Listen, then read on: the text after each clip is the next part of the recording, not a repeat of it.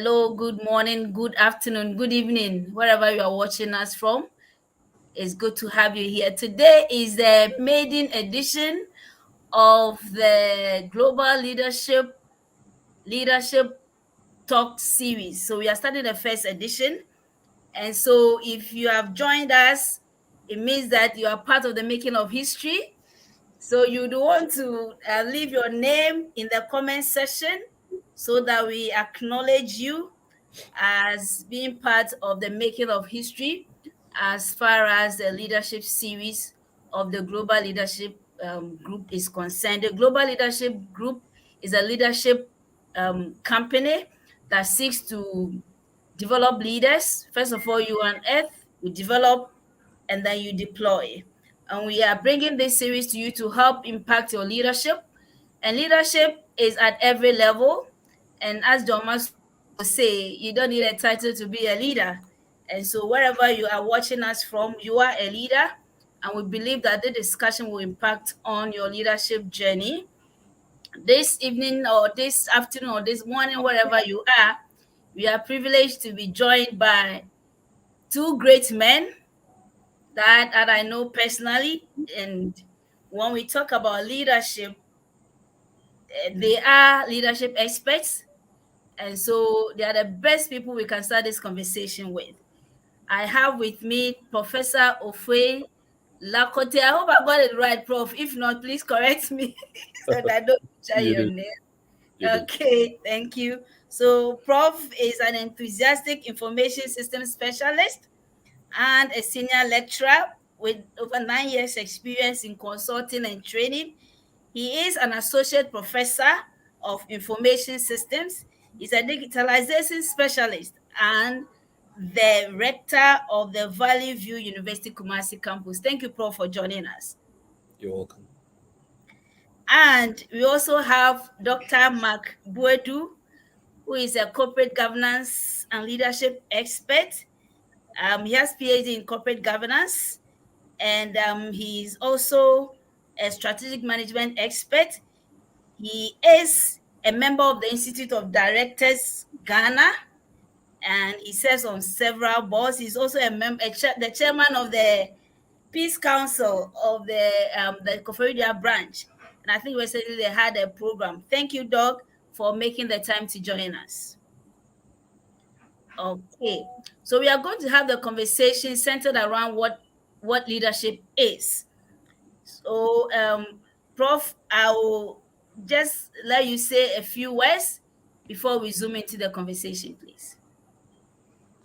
Hi, thank you. I am excited to be part of this discussion. I hope to share my knowledge and also to be able to learn from all of us. Because knowledge is shared and we build together. We learn, we unlearn, we rethink by the day. And so I hope that we'd have a fruitful discussion and we can all learn something new. Thank you. Awesome. Thank you so much. Right. So, global leadership, okay, we have President joining us. So, thank you for joining us, Reverend Tete. Right. Doc has gone off internet challenges here and there, but as and when he comes, we'll add him to the conversation. So I will start with Prof. Prof, help us. When we talk about leadership, what does it mean to you? What does the word leadership mean to you as an individual, as an expert? I it's an interesting question, and I really don't think that there's one definition. Or, of course, people would see leadership based on sometimes their experiences. It could be personal, it could be that of other people, um, and then they may have read from some places. For me, um, I see leadership as a call to service. So when I say I'm a leader, what comes to my mind is I am called to serve a group of people. I am called to enable a group of people to unearth probably their talents. I am called to transform the lives, the minds, the thinking of some people or a group of people whom I'm supposed to lead. And then probably I'm called to unify a group of people having a common purpose, with a common purpose. And so you would clearly look at leadership from these four, for me personally, from these four major points as an enablership, as a call to service, as a call to transformation, and as a unifying platform or an approach. Great. Thank you. Call to service. I like the emphasis on service, because sometimes when people think of leadership, they think of masters lording it over their servants. But this time we are talking about you serving in these four areas. Thank you so much. Thank Doc, you. we want to find out, what is your view on leadership personally? To you, what is leadership? Prof has shared his view with us. To you, what is leadership?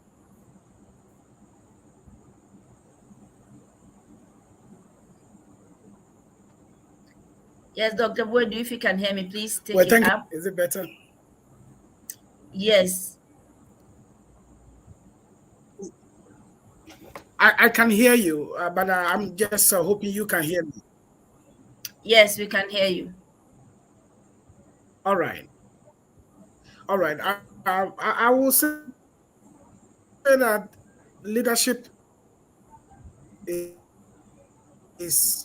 the motivating people to achieve a common goal. Motivating people to achieve a common goal. Motivating people to achieve.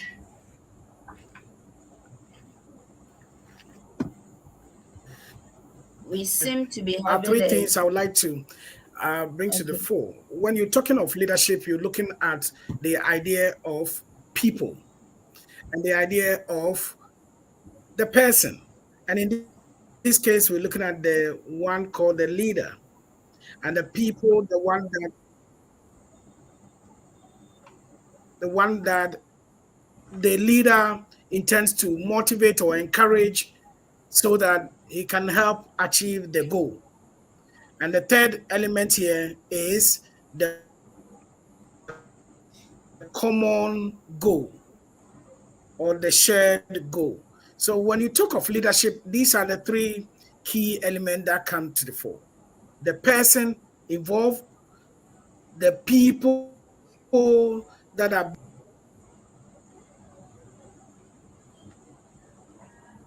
led, Okay, we seem to be having a challenge.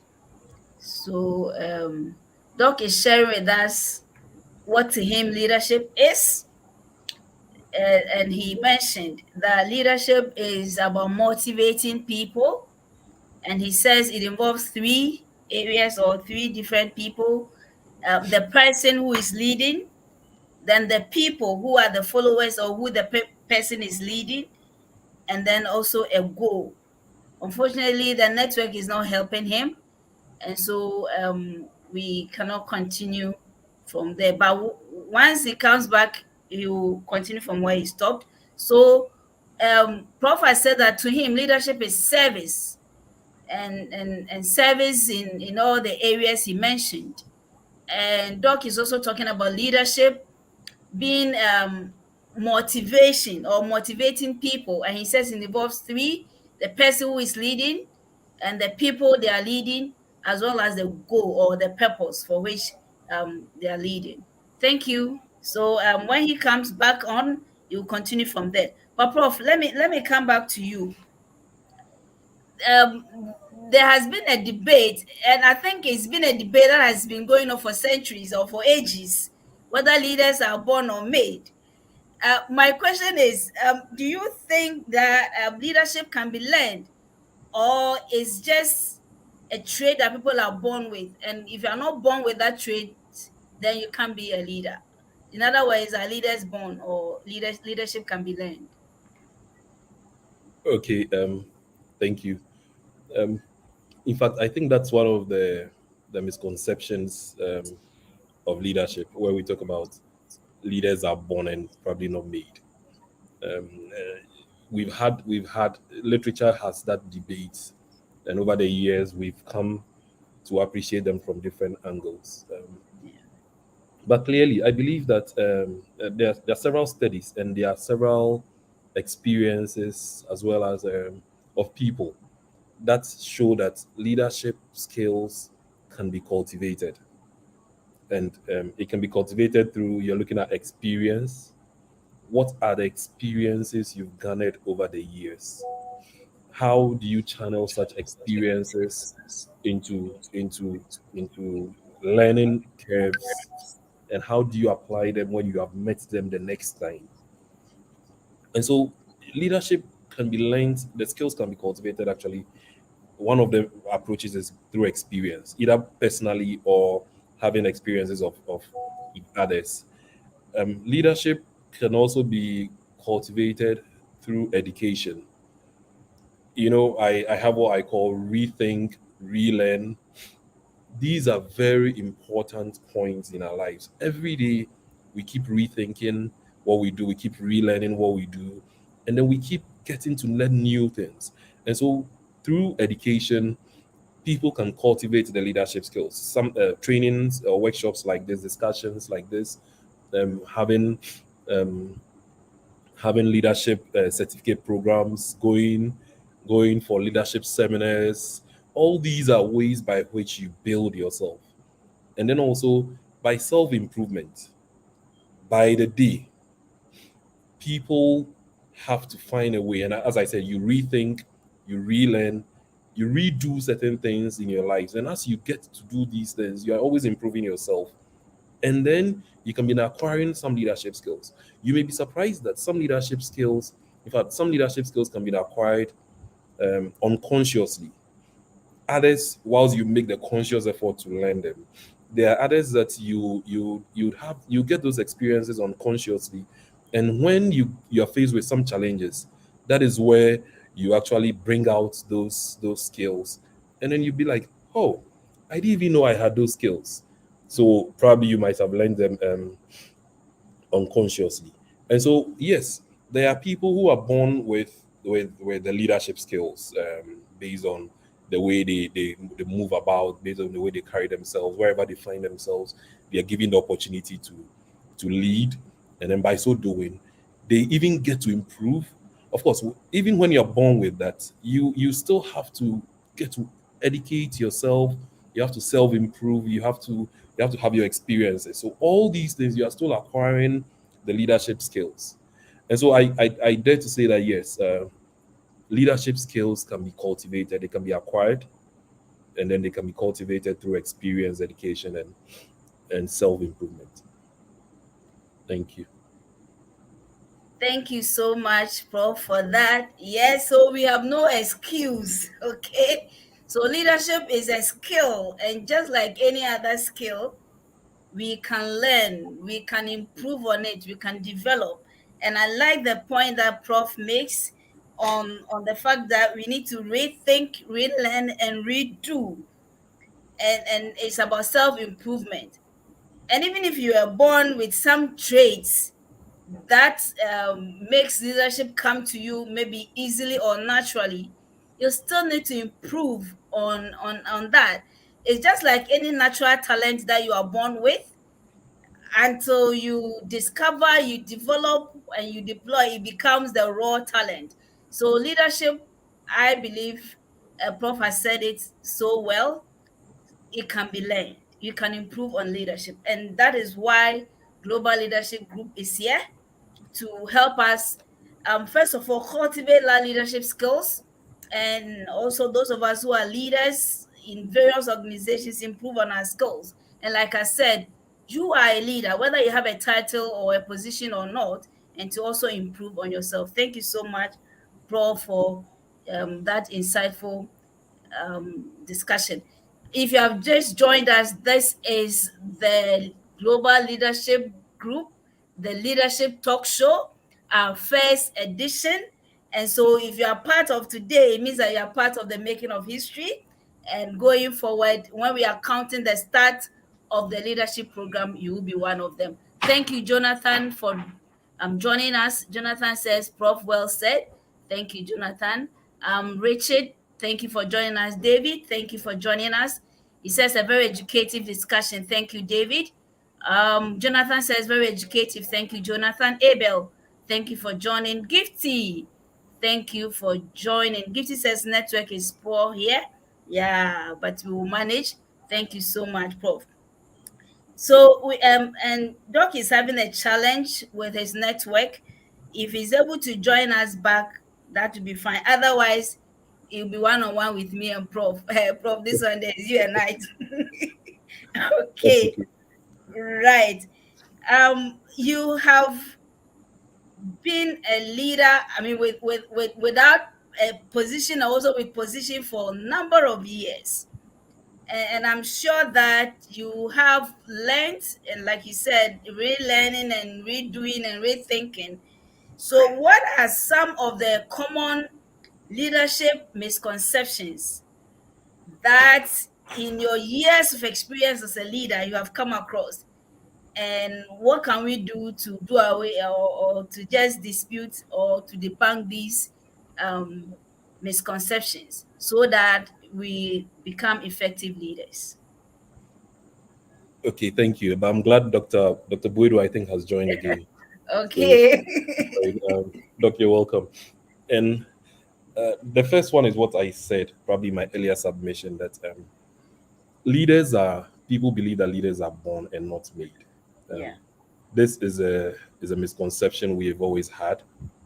Um, this misconception suggests that leadership qualities are innate and cannot be developed or learned. Um, but as we said earlier, leadership skills can be cultivated through experience, education, and self improvement. So that's one of the first misconceptions Okay. um, that we need to debunk. There's also another one which we say leaders have all the answers. So people think that once you're a leader, you have to be superhuman and you should be able to have all the answers. I dare say that's not true. Um, in most instances, effective leaders always understand the fact that they don't need to have all the answers. That is a point which must be made well clear. That people don't always have to have all the answers, but effective leaders would always value the input from their team. Mostly, what they would seek is to have collaborative solutions. So leaders who are effective are much more effective, would always think of, I don't have all the answers. I may have some ideas. Yeah. However, what are the views of my people? What are they thinking about the challenges we are facing? How do we collaborate to provide solutions to these challenges we are facing? Or how do we move forward with these? These are very important points that so leaders don't have all the answers, and I need us to be clear about that. Um, the the other points that I think mostly people would talk about, leaders are authoritative. That's also a misconception. People sometimes assume that a leader must be authoritative or must dominate in order to maintain control. People think that you as a leader you have to be strong headed, you have to have carry a strong possess your team, and you have to be able to have control. I think that's a myth, which um, so in most instances, what we say is that effective leaders would always understand the value of collaboration, and then what they do is to empower their team members to come up, to be creative, empower their team members to find out solutions that would lead that would help the institution, and then they basically will lead by example, by inspiring others rather than relying solely on the authority. I think I'll leave Dr. Buedu to also continue with this. I don't know if he's still online. talk on. All right. Thank you so much, Prof. If I am to pick some of the points you made, some of the misconceptions, as you mentioned earlier, is that leaders are born. Oh, so you have let us understand that no, leadership is a skill, and so you can learn it. And also, the leaders have all the answers. And I think this is very, very important for us to understand that leaders themselves need to understand that they don't have all the answers. And that is why you Absolutely. need your team, and you need to ensure that you get ideas from the team because you don't know all the answers. And as followers, we need to understand that our leaders don't have all the answers. They are not superhuman. And I think it's very important because sometimes as leaders, we seem to portray to our team members as if we are superhumans, Yeah. and so when there's a challenge, everybody sits and is watching you, the leader, to perform miracles Yeah, because you're that is because mostly people find the leaders to be um, it, they always think that there must be a leadership presence. For instance, when there's a crisis, we must find a leader. The leader must think through and then tell us, okay, let's go this direction. And so, yeah. because people leaders most often have done that, it's created that misconception that leaders have all the answers. Yeah, thank you so much for bringing our attention to that. And the fact that leadership is not authoritative is also very important. And I think um, effective leaders understand that, and that is why this conversation is happening. We need to understand that leadership, like Prof said from the beginning, is service. And if it's service, it means that you are serving people. You are the chief servant, so to speak. And if it's the case, then it means that you don't have to lord it over your followers or the people that you lead. Thank you so much, Prof, for that. Unfortunately, Dr. Bode, I think, is not on at the moment. We are having some comments. Thank you so much, Prof, from Edward. Thank you, Edward. Gifty says, very important question. Yeah, thank you, Gifty.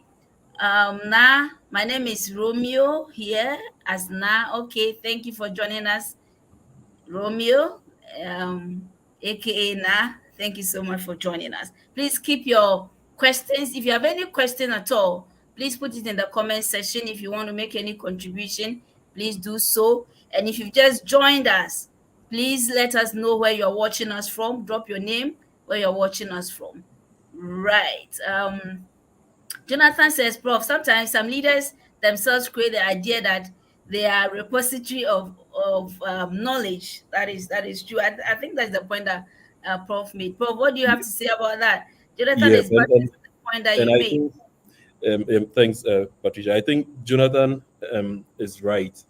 Leaders have also created this myth, and that's why I was trying to hint on that. Whenever there's a challenge, you'd see leaders jumping into it and then providing direction. You do this, you do that, you do that, and then so it serves as if everybody is looking up to the leader to provide the direction in that Yeah, moment. But I think that's not an effective way to lead. If a leader inspires his or her people to think outside the box, to unearth their talents or their skills, and to be able to provide the direction, kind of, or lay back and then give them the support, you'd realize that even when you're not available as a leader, people would always provide the solutions that you would have provided, assuming you were there. And so the leader, the leader's job mostly basically is to, like I said right from the beginning, is to enable, serve as an enabler, create that enabling environment for everybody to participate. And unfortunately, over the years, most leaders or some leaders have shown that by by always stepping in a challenge and providing direction. Sometimes some leaders will do that because they still want to gain control over their workforce or over their people, and then everybody has to come to them for solutions, for directions. Even if you do that as a leader, you die early. Patricia, you die early as a leader if you have to do that. And so that's true. Yeah. Thank you so much. That is so true, and I like the fact that you talk about if you do that alone. And I think that is why was it Moses that the father-in-law advised that you cannot do all these things yourself. So get leaders at various levels to assist you. You cannot do it all by yourself. You And that was cannot a be. very wise example. Jethro, I think that's Jethro Yeah, gave yeah, Moses. And since yeah, then, I think you have watched it. That principle has applied in institutions or organizations where you have people taking care of a fewer numbers and then they report into higher numbers. And I think yeah, that has been the organizational structure. So yeah. people are carried the job as based on the number of people they have to serve. Thank you so much. Leaders are enablers. Don't let us forget that. And so let's create an enabling environment for people to thrive, for people to come out with ideas, for people to be productive. That is how you measure yourself as an effective leader. If everything is done by you and everything must go through you and all that, that is why for so long you have not gone on leave and you are tired and you are please let's create a enablement so that we can go on vacation and then enjoy life, spend time with your family, and the business will still go on. Thank you so much, Prof, for that. When we talk about leadership, okay, I think there's a question by Abel. If leaders are not to be authoritative, where then is the place of authority in the scheme of things? Because some people must be whipped in line. Thank you very much. That is a good question, and it ties into to balancing. How can leaders balance that um, thin line of not being authoritative yet getting people to do what is expected of them? Prof, you will want to take that? Okay, that's fine. Abel's question is quite interesting, but authoritative here. I think he's looking at authoritative from a different angle in terms of, was it once you're a leader, um, the authority is placed in you to ensure that your institution survives or the team you are leading gets to its goals and vision. Now, the authority is also placed in you to do that. But this authority is, if you carry it all on your head as a leader, I think you're going to break down, Abel. That is why you delegate this authority to to different groups of people based on their levels of competencies and all those things. And so you would realize that um, in most institutions, everybody's authority summed up is that of the leader, except that because the leader cannot be everywhere at all times, the leader has to delegate these authorities to, let's say, the HR manager, to the finance, to everyone. But everybody reports back directly to him.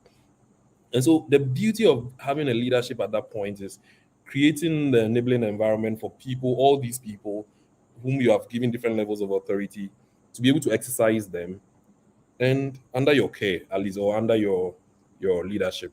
And I think that makes your life easier. Now, um, leaders are very important. It's important to effectively balance the needs of your team um, with the goals and expectations of your organization at all points in time.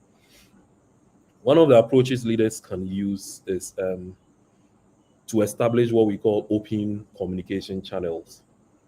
Um, so leaders, you wouldn't want a situation where people people would serve as stooges or robots unless you tap them, they can't do anything. Even these days, robots have become, with the help of artificial intelligence, robots have become, they can think for themselves to a level. And so you realize that but leaders must encourage open and honest communication between their team members and he or she as a leader.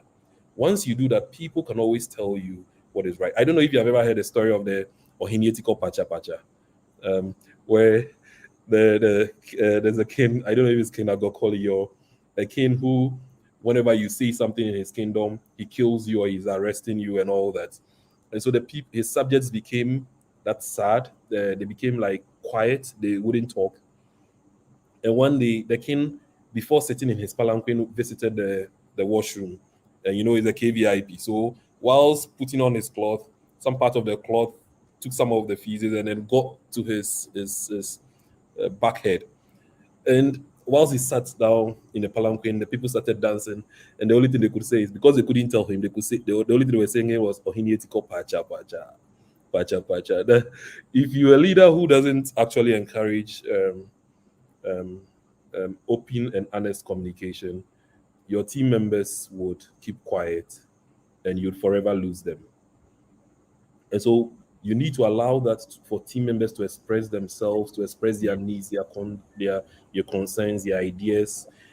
And you as a leader, what you need to do is to provide clarity on the goals of the organizations and your expectations. You see, and you're doing regular check-ins, your team meetings, your feedback sessions, and all these are ways by which you can facilitate the communication, or this open um, ended communication. The team leader or the leader would also can I continue? Yes, Or please go ahead, Prof. the leader would also have to understand the individual strengths and goals of your members that you are leading, or you're moving along with. You know, as a leader, the onus lies on you to understand their strengths. You would also have to understand their skills, their career aspirations of each of your team members. That is why the team members are divided into separate groupings. Yeah.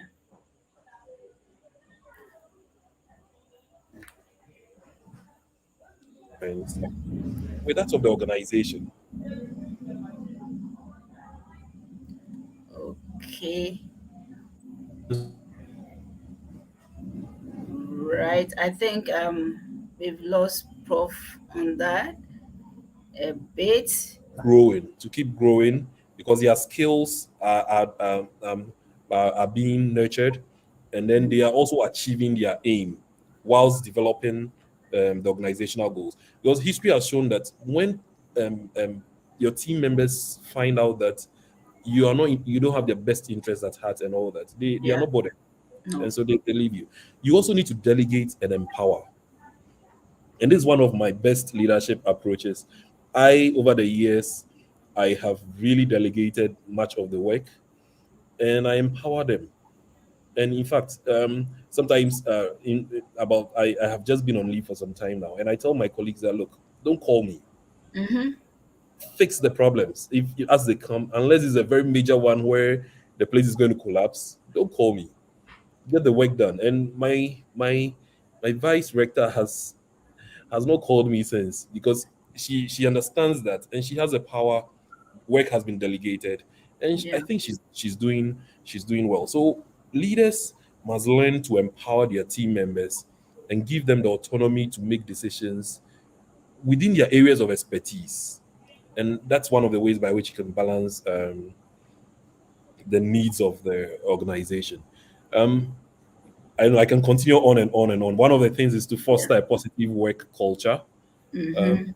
you need to create a supportive um, and an all-inclusive work environment where your team members feel valued and motivated. This is one of the ways by which you can help. But maybe let me give you my last two submissions on that point. Maybe That's that fine. you need to adapt and be flexible as a leader also. You see, goals um, organizations and their goals are dynamic. That's one thing we must know. And so leaders would need to be adaptable to the changing circumstances. I don't know how many of you have seen these days that there are robots on field serving as security men. There are robots in the cheerleadership groups. There's a Yeah. colors and all those things. So you'd realize that the working environment is changing by the day. Leaders must not be stuck in the past, and they must keep thinking through and be creating a dynamic environment where they can fit into the changing circumstances. So they must remain open to feedback, and most often be willing to adjust to strategies where necessary. And then finally, I think leaders must lead by example.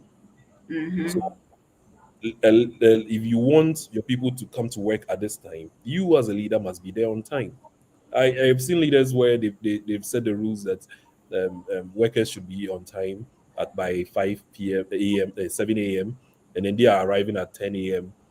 Giving excuses. Your workers will not take you seriously. So Yeah. demonstrate the behaviors and values that you expect your team members to also demonstrate, and that creates a system of fairness. Um, thank you very much, Patricia. Wow. Thank you so much, Prof. This is indeed very, very insightful. Yes, you can get your team members, you can still be that flexible, give them room to operate, and see them achieving the goals. You don't need to be a, like they say, a hard tax master, or have the cane to whip them all the time. Of course, there's a carrot and then there's a cane. I mean, when so I'm sure when we get there. But the point that you made, very important. Be flexible, be adaptable, because the workplace today, I mean, from the perspective of an HR professional, I can tell you, and I agree with Prof 100%, the workplace is no longer the same. Yeah. It's no longer the same. So you can't use the old approach to lead, especially now. The workplace, though, in about, I think, 10 years or so ago, we had a lot of the baby boomers being there, like the old people, not too old. But now the workplace, we have the millennials and the generation Z's. They make the chunk of the workplace, and for them it's not about follow the rules and this is how things are done, don't challenge the status quo. And so if you're a leader and you don't understand them, you would think that they are disrespectful, and you will get your A people leaving you Yeah. because they can't stand that. They need room to operate. You need to delegate. You need to understand them first of all, that this generation, this is how they think, this is how they do their things. Otherwise, as a leader, you'll be frustrated, and it will really affect the bottom line. So every leader should understand the team members. And one of the things you need to understand critically is the generations, the various generations working at the workplace today, and understand how each generation thinks and how they want to be led and all that. So even leadership is not just one size fits all. And that leads to my next question. There are some questions I'll pick from the chat. But Prof, let's tie this to the different leadership styles and approaches that as leaders we can demonstrate, so that we know when to do what and when to crack the whip and when to use the carrot and all that. Before I go to the comments for the questions. Okay. I think there are several leadership styles, and people even know better than I do what the leadership. Patricia, you know better than I do Oh no, I don't. leadership styles. And probably I'll start with my favorite, Yeah. and then I'll end with a new one I discovered about 3 years ago, and I have been applying, which is quite effective. Mm. Um, so my leadership style, there's what we call the servant leadership style, and in recent times that has become quite,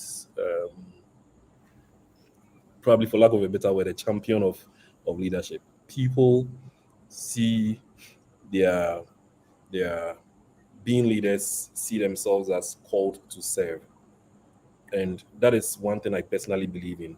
So as a leader, I can give several examples, not to politicize anything, but I remember growing up, I saw President JJ Rawlings in the Mm-hmm. gutters at Shaiman, trying to collect the rubbish from the gutters. I don't know if you ever saw Yes, an yes. We example. saw That we is a saw typical the in example. the newspapers and all that. Yes, and that's a typical example of leadership, servant leadership. You are there to make sure the lives of the people are comfortable. You are there to serve them. And the best example also for servant leadership is Jesus Christ. Jesus Christ served as a servant. Look at the way he washed the feet of the disciples, Mm. and he taught them to do that. Look at the way he served people, where he turned water into wine, he healed the sick, he healed the brokenhearted, he raised the dead. All these are several examples servant leadership style. And I think for me, I think that's one of the leadership styles which is most effective. And I value. I think it answers Mr. Safokantaka's question. I That is value. amazing. Yeah. There's also the delegative. And like I also said, that's another leadership style which is also very good, where you delegate work. You you give your people the levels of authority for them to operate. But delegation also comes with responsibility, and the fact that when people also mess up, they mess up in your name because Exactly. you'd have delegated your responsibilities to them. And so you don't just delegate to anyone, of course. But delegation style also says that, look, get people to take some levels of decisions, let them do certain things, so that even in your absence, work must go on. Yeah. You wouldn't want to be the leader where once you are not there, everything stops. There are people like that. Once they are not Yeah. available, everything stops, and you can survive as an organization or an institution when you have to go that way. There's also the authoritative. Of course, I think we've spoken about that. The Yeah. people feel like they have the authority. They have to direct people to do everything. Everything comes to their desk. Even if you want to buy a pencil or you want to buy a computer, it has to come to their desk for authorization. That kind of a leadership is for me is more controlling. Yeah. It's even burdensome because you as a one person you can't do everything, and people it becomes scary.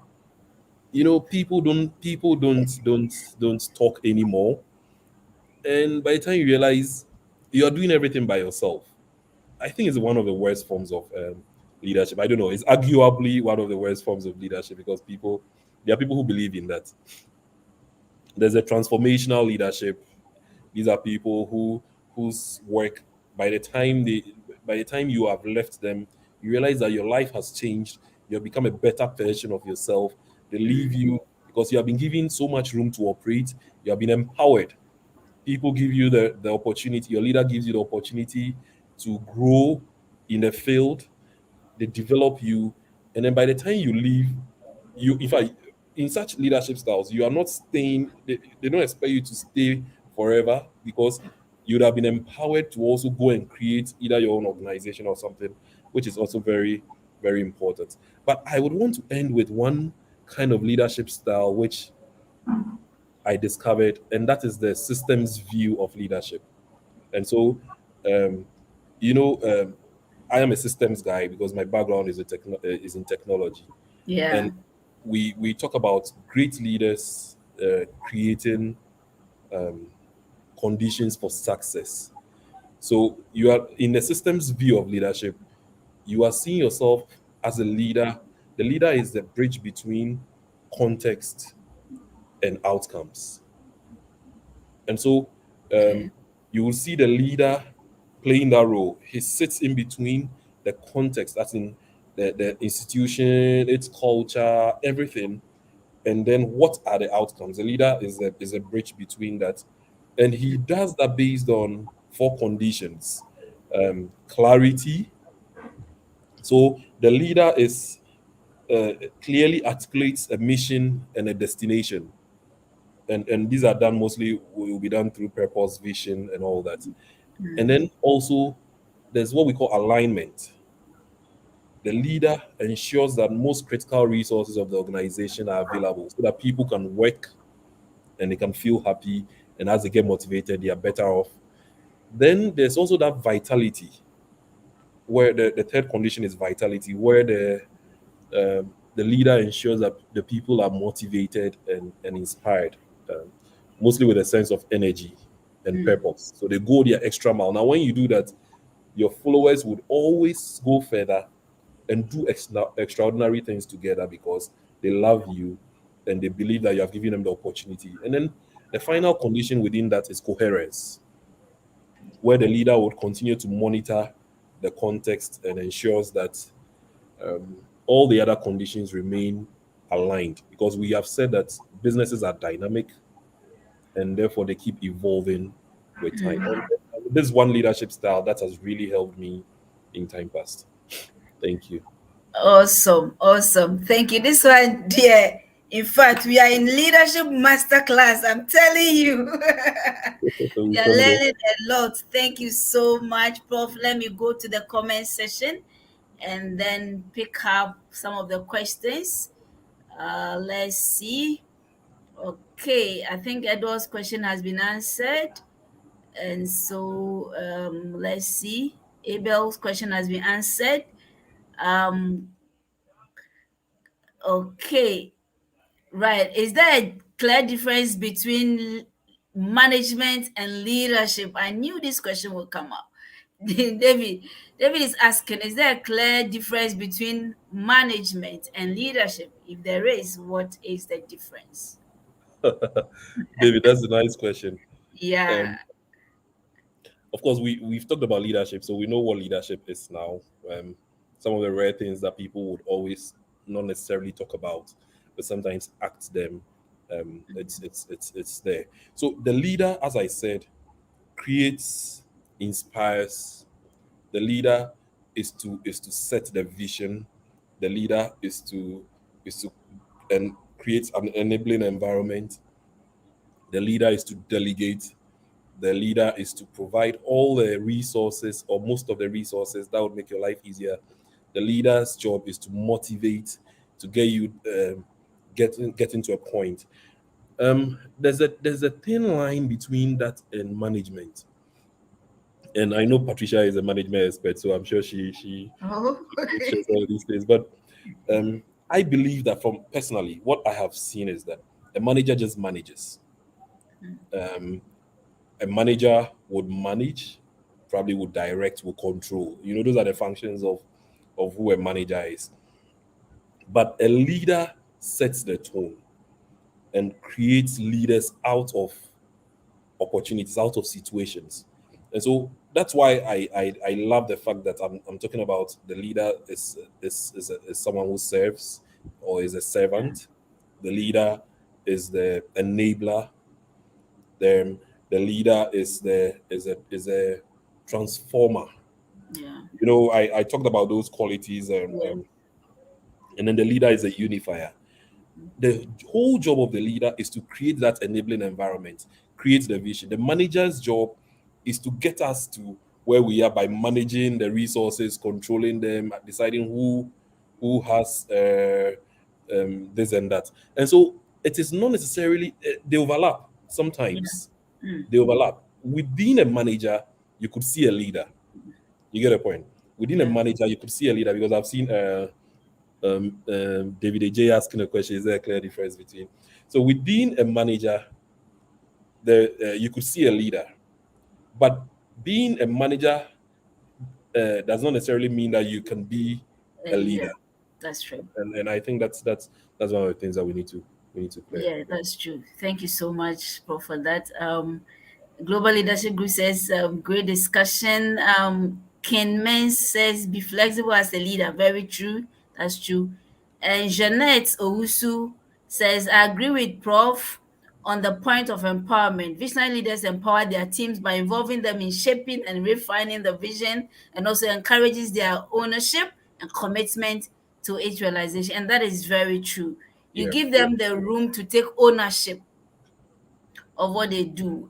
And if not, that is when they will be watching the clock, you of course. know. Yes. I And I I read about one of the richest people in the world who has several businesses. In one of his business, he says that look, he doesn't tell anybody the time to come to work, but you know that you are supposed to work for 8 hours. yeah. And so what happens is that if you arrive at 12 p.m., you must complete the job in 8 hours. You must have 8 hours. Mm-hmm. And for him, when I read, I was like, wow, that's funny.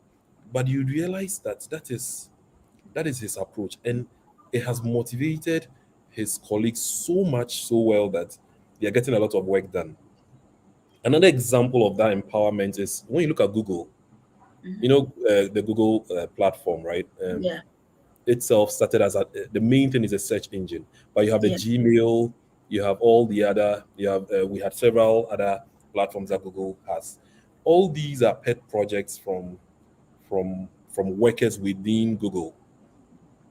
And Okay. I believe that when the working environment has been created in such a way that you can even stay there for a long time whilst working.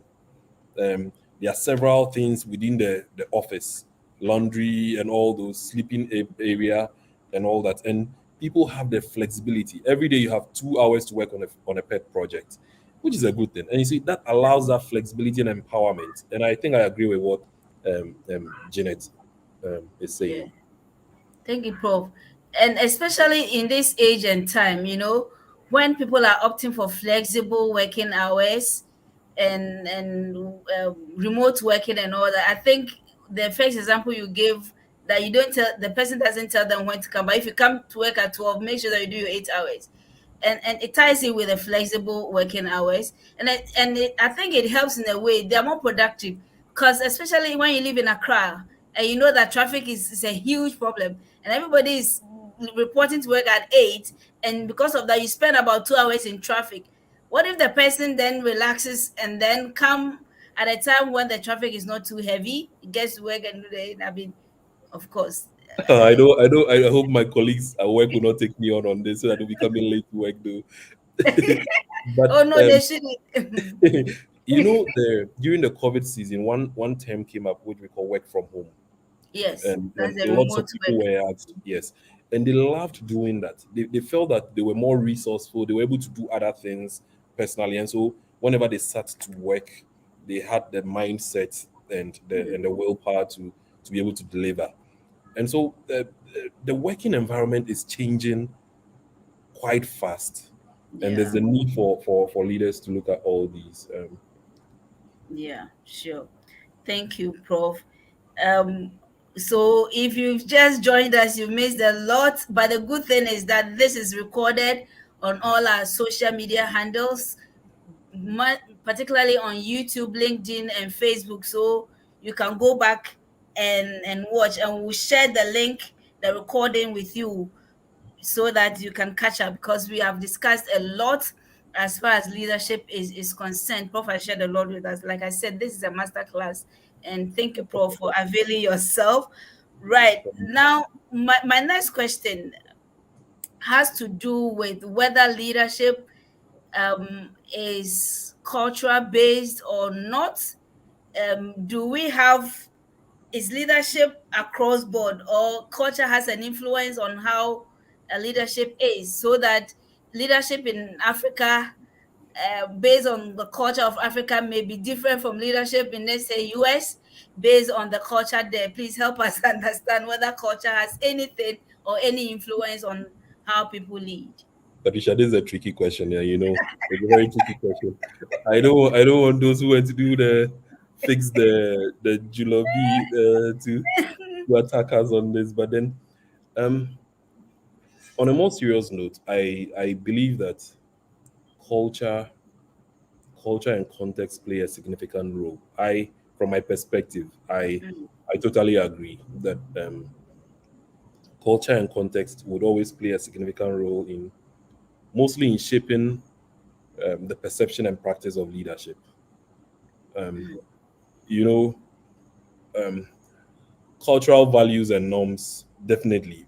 When you look at the different cultural environments, the values we have, the norms, and then all these have an influence on the perception of effective leadership. So, for instance, even within Ghana, if you come to the Ashanti region, and I love the Ashanti region, and I see the level of cultural values that they try to exhibit. I fall in love with them every day. I tell them that, look, you guys, you have a lot of respect for the elderly, But when you take that to the Greater Accra region, you get a small boy or small girl telling you something, and you are surprised. You're Mm-hmm. like, look, you can't do this at some places. And so, for example, some cultures may emphasize hierarchy and Yeah. authority of leaders. They want to prove that, look, you must respect the leader. The leader must tell you what to do. You don't take your own. You don't take your own initiatives when you have not even come back to the leader to find out and all those things. And for that. permission. And so there's that. This then others may prioritize collaboration. For instance, some cultures may talk about shared decision making, Yeah. and so on and so forth. So leaders must basically understand um, and adapt the cultural values of their team members, mostly to effectively lead them. It means that if, let's say, you are a leader from Ghana, and let's say your institution sets up maybe it's firm in, let's say, India, you don't Mm-hmm. go there with the same cultural mindset Yeah. that if you are in Ghana as a leader, this is how you would operate. And so once you get to India, all the people must follow you in that same direction. You are going to fail. You need to understand their culture, understand the context within which you are working, and then that should guide you into your approach. There's also the communication style. Of Yeah. course, cultural differences in communication styles also um, can impact the way leadership is perceived and practiced in most instances. You know, some cultures may value, let's say, direct and assertive communication. Yeah. And even these days, you look at your children and the way they will talk to you, um, you I are tell wondering, who the hell are you? Why do you tell me this? But several years back, I would have told my dad probably no. what my child would tell me now. And so there's that person, but some cultures may also prefer some indirect and subtle communication. And so as a leader, you need to be aware of these cultures and then adjust to the different communication styles.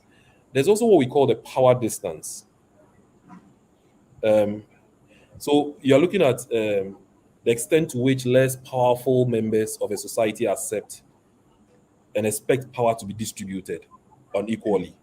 And that can also influence the leadership dynamics.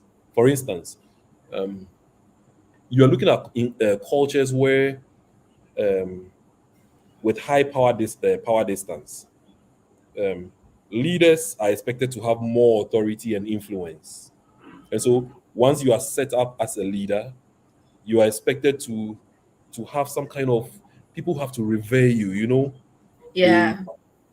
they have to worship you and to show that power and authority and influence. The reverse is that some cultures also have the low power distance where uh, leaders are expected to be more inclusive and then make people be part of the decision making and all that. So that's also another cultural issue that has to be looked at. The list goes on and on. They are Yeah. basically also contextual factors, and all these shape um, the leadership style and what people would expect of you as a leader or not. And so, as a leader, you've got to know this. In fact, the environment in which you find yourself, Yeah. what are their perceptions of who a leader should be, and then that would guide you to. Because these days, you know, you can move from one place to the other. You can be transferred to other Yeah. countries and all that. Yeah. Yeah. Yes, so there's a need for people to be aware of the environment. Thank you. That is so true. Thank you so much, Prof. And even within the workplace, within the work setting, there are different. And when I talk about the different generations at the workplace, my dear, from HR's perspective, it's very important that you understand. So even that that baby boomer who is about retiring or has retired and is on contract right now at the workplace, how you deal with him or how you lead him should be different from that millennial that is within your organization, how you lead that person, how you Because speak those to that people in the person. millennial environment can easily be offended and they can easily let go. So Exactly. you don't even treat them the same way as you would treat millennial because those people are very sharp. Yeah. They're looking Yeah. for ways to even run away. And they're very smart and intelligent. Yeah. And if you're not careful, you will not understand them. And if you don't understand them, you don't get the best out of them. And they don't stay at a place for long. Yeah. It's not work for life for them. I mean, they easily get bored. So if you don't accommodate them, they are your good people, but they will leave you. Thank you for that. There's a question from Kojovi. It says, please, what can be the points that the leader should discover inside the people before delegating him? Okay, so the qualities. What do you look for in people before you say I'm delegating to this person or that person? Because you said that it's not anybody that you can just delegate to. So what do Yeah. you look for? What are the qualities you see in the person before you delegate? That's a So, good question. Kojovi, I think that's a good question, a tricky question, and probably I should have directed this to Patricia because she's into that area.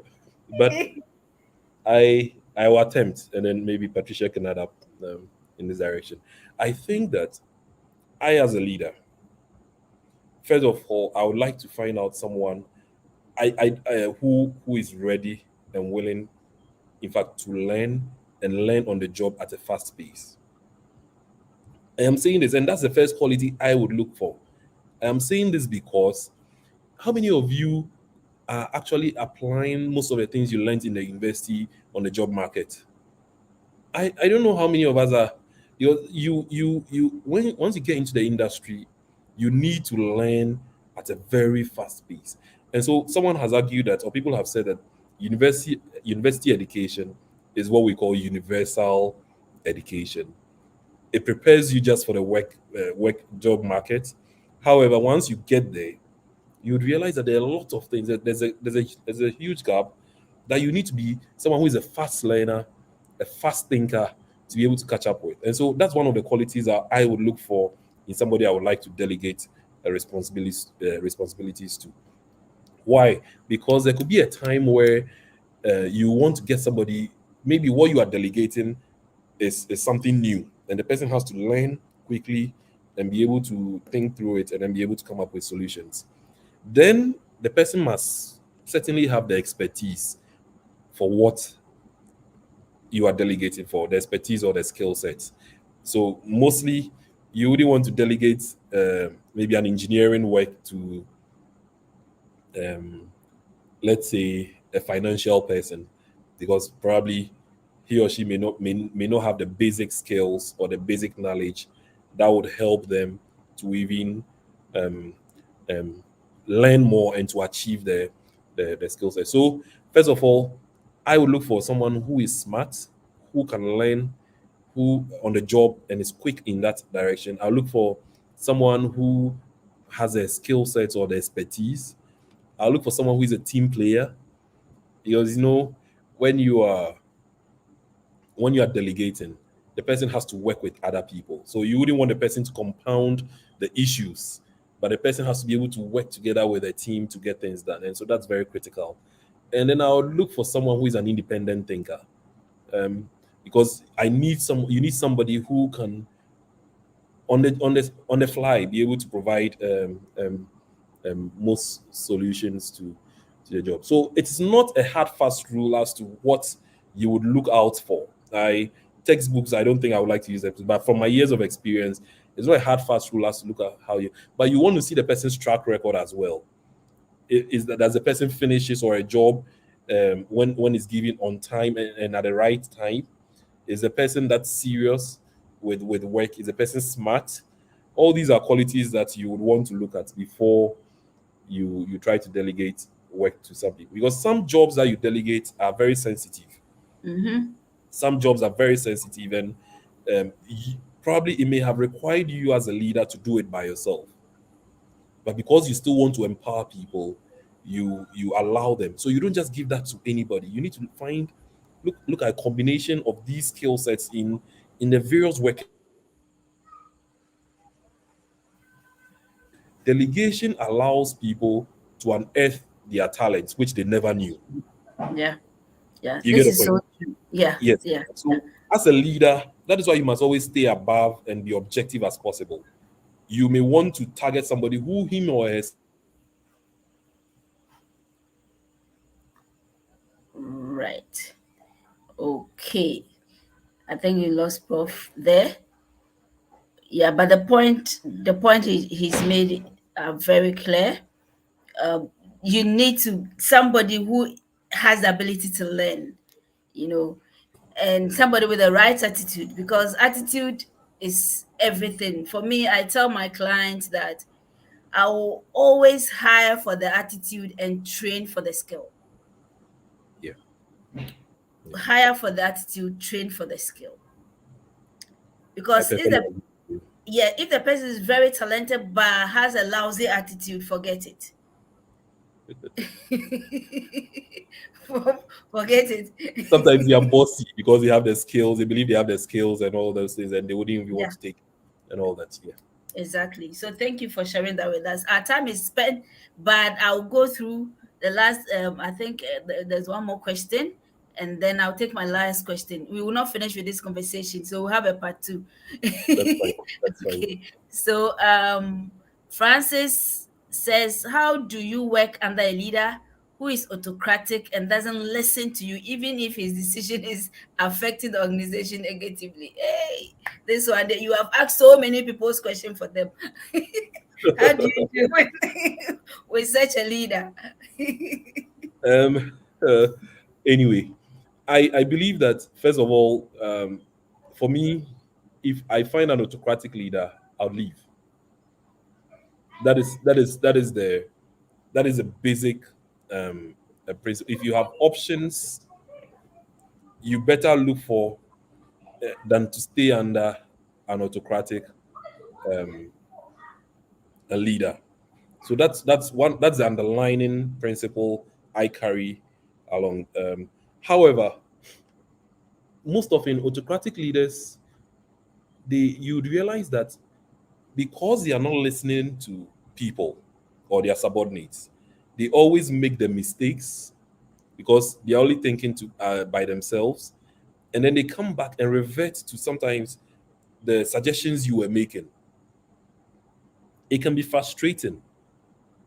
And so, what happens is eventually is that when people work under autocratic leaders, they eventually become quiet and they become like robots, where until the boss says something, they don't do it because they believe that the boss must always okay what you are doing, otherwise you are in trouble.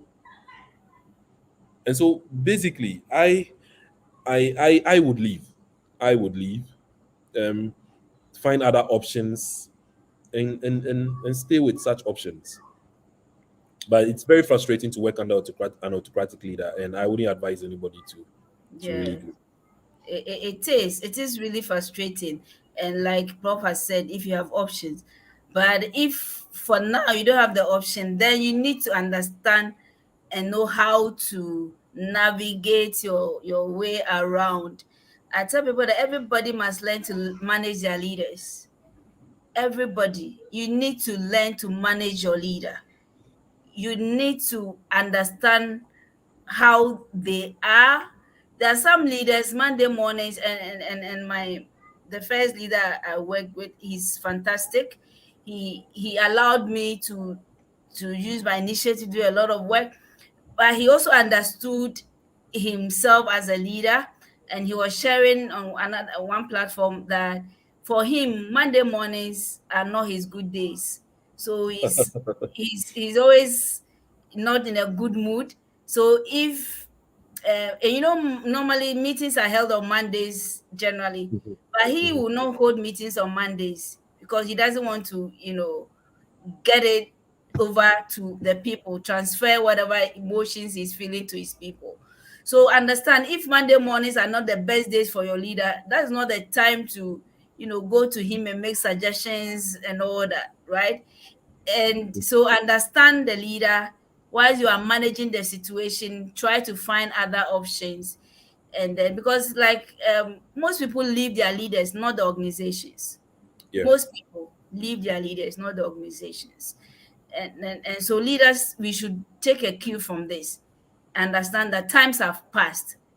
Those days when it's yes and massa, that time is gone, and it's gone forever.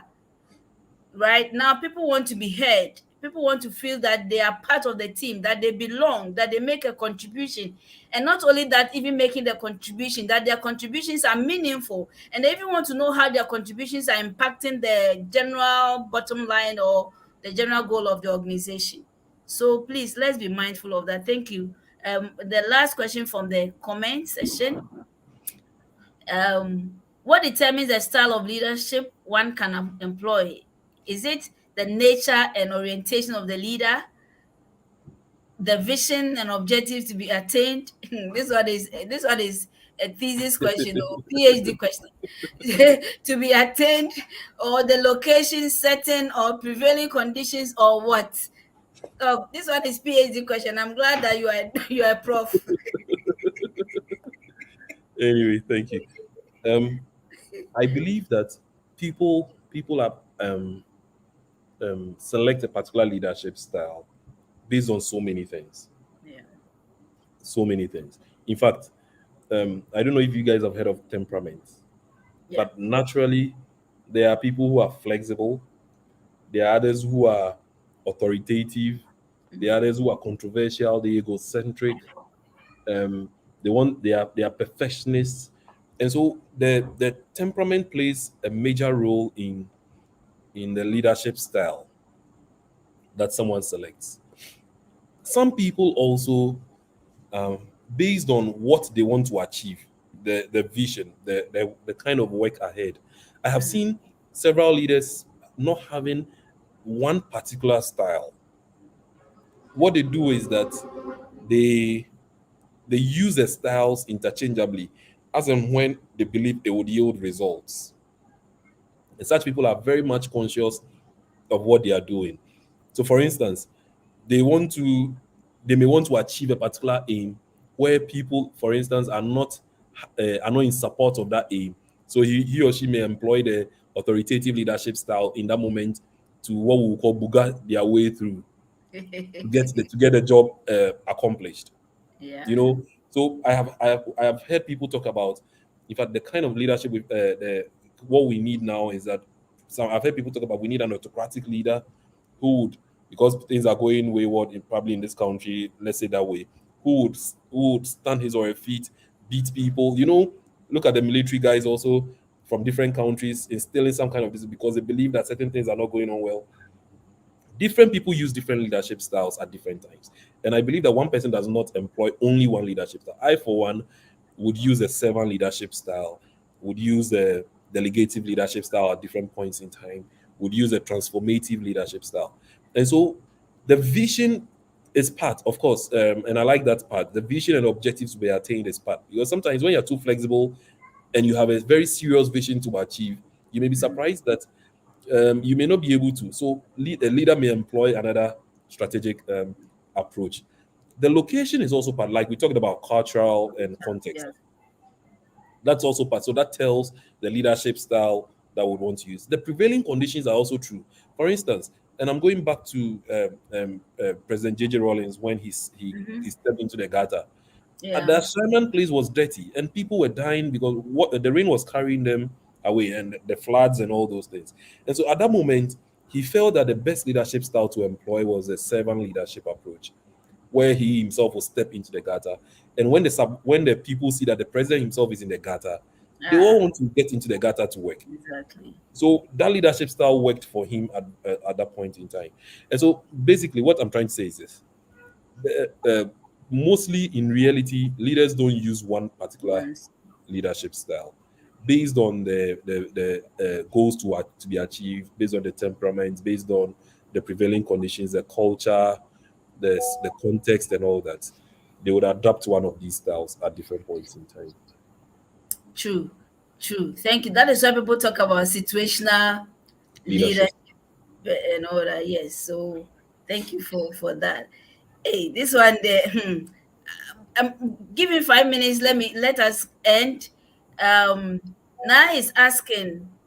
Um, Are there any books, documentary, or movies you could recommend with regards to leadership skills? Yes, stay with Global Leadership Group. We share a lot of nuggets with you, leadership books, leadership seminars, trainings, and all that. Yes, but Doc, if you were to give a book on leadership that somebody or movies, what would you recommend? I would talk about Suits in terms of leadership, in terms of movies. That's Um, that's that's a very good one. Also, I watched Suits. I watched um, The Good Doctor. yeah, That yeah, was another good leadership. There's several of them. Yeah. There's the Amsterdam. There's Grey's Anatomy. The new Amsterdam. Yes, there's Yeah. Grey's Anatomy, and I like a lot of medical movies because I learn a lot of real practical life from there. I like the law ones also, Boston Yeah. Legal and all that is. So Hmm. these are places, but then also there are several podcasts. Yeah. So there are several podcasts that people can follow, and I go to a podcast. For instance, there's one by David Stakowiak. That's Mm. coaching for leaders, Yeah. and I listen to that a lot more times. There's also the Harvard Business Review channel, Yeah. um, which I also listen to a lot for in terms of leadership. Um, there's another one. Oh, I forgot his name. John something. John Probably when I C. try to. Maxwell. Is it John Maxwell? No, John Maxwell is there. John Maxwell is a perfect example of Yeah. leadership. Yeah, and I don't know. You want to be a good leader, one of the books you must read is John Maxwell's books. Yeah. He has a lot of them. He has a lot of them. Yes, He has a and then lot of also you may be surprised. Learn from the people around you. Have a mentor. very Have somebody whose traits you think are okay, important. and learn from the person, because you know something. You may not know where you find yourself sometime in the future, and I've always said that God brings people our way because He always wants us to learn something from them.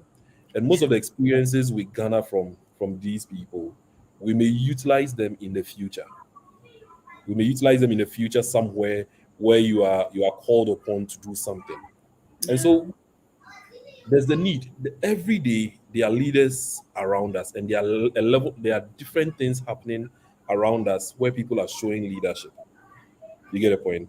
And Yeah. there's always a need for you to pick one or two things. So I use what I call the Google Keep. I don't know if you guys have heard of it. Google Keep.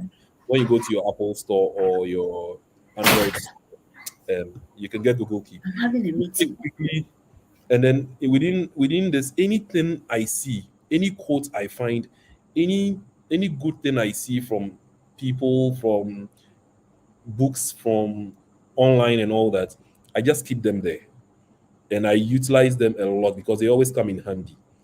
One of the persons who has inspired me in terms of leadership is also Joel Austin.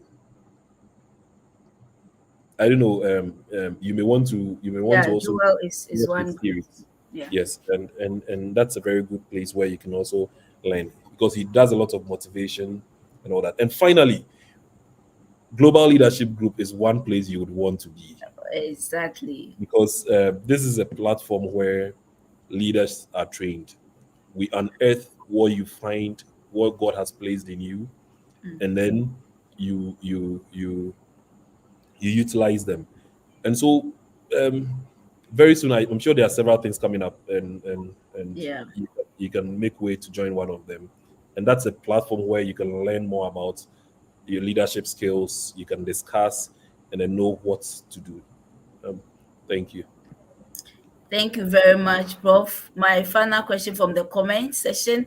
How do you, and this one is you, Prof, personally, how do you as a leader relate to disrespectful followers who don't do as discussed and agreed by an organization? Personally, how do you handle truancy? How do you handle leaders who, followers who don't really listen, they don't respect? That's This one, another difficult question but because yeah. there's no one approach to doing it. But then, whereas some people would want to use force, I don't. I don't want to use brute force in doing things. And so what I mostly have prayed to God for is the emotional intelligence, Very key. the concept of where I try as much as possible to stay calm and to leave the scene. Probably sometimes if I don't have if I don't I guard my language, and then I try as much as possible not to talk within that period. But you see, even psychologists will tell you that whenever you are angry, don't speak at that moment, Yeah. because of course one of the persons you can find within an organization who would make your lives very difficult is a truant or a very difficult subordinate. So stay calm, respectfully engage the person, but not in the heated moment. When the person has said what he or she would say or disrespected you, leave the scene. But like what our parents would do in time past, where they'll call you at dawn, or they'll come to your room at dawn and then tell you why they are chastising you or why they what you did wrong. You call the person at another time, and then I engage the person. And for most often, it's worked for me. And I've not had so many disrespectful um, followers though. Probably once or twice. But when it has happened, trust me, I can give an example of someone who is now like a confidant because the person felt so ashamed and the person thought that I was going to react. I didn't. And so when I met the person one on one, eventually he broke down. Wow. And since then has not been able to because whenever you are calm and you have thought through, you realize that when there's a need for you to apologize, probably your actions as a leader or inactions might have stirred the person into doing that. And so when you have reflected, you'd realize that you had a role to play in the person disrespecting you, probably. And so you first that I will start by apologizing to you what I did wrong. And most often it breaks the person down. Yeah. And then before you tell the person what he or she has done. And it's always worked. So never as a leader, never exchange in front of people Yeah. with your subordinates. Always leave the scene when the issues are heated and then calm down and then call the person and then engage.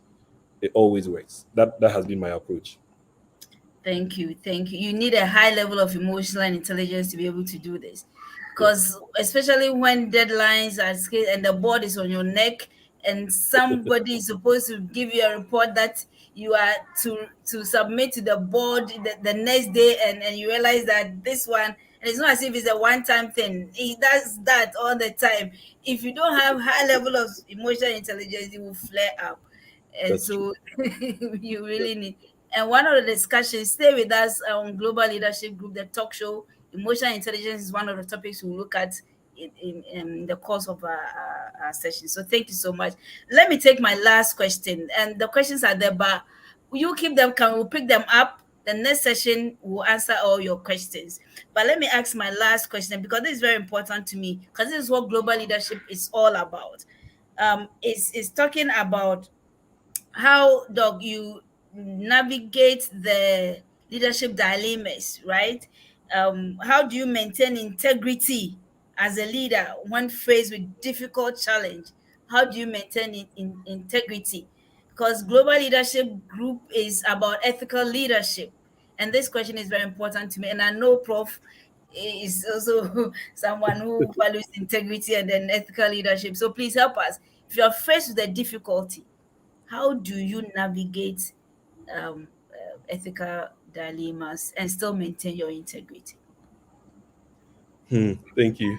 Uh, that's another tricky question because there's no one there's no hard fast rule as to how this is done.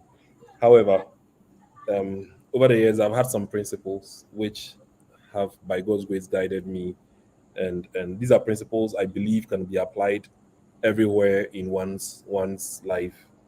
Um, for instance, whenever you are faced with an ethical situation as a leader, you definitely have to look at the identify the ethical issue, or whenever you are faced with a situation, the first thing you would want to do is to look at the ethical issues that are involved.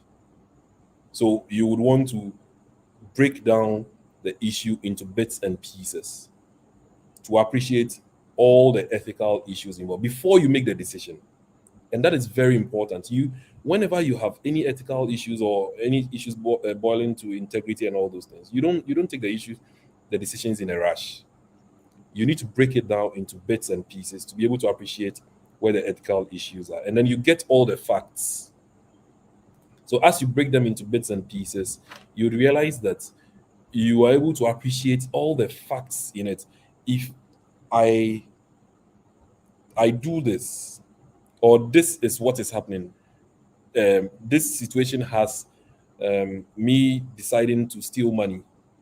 I can use the money for myself. As a leader, I can always replace it, maybe in the next month, and so on and so forth.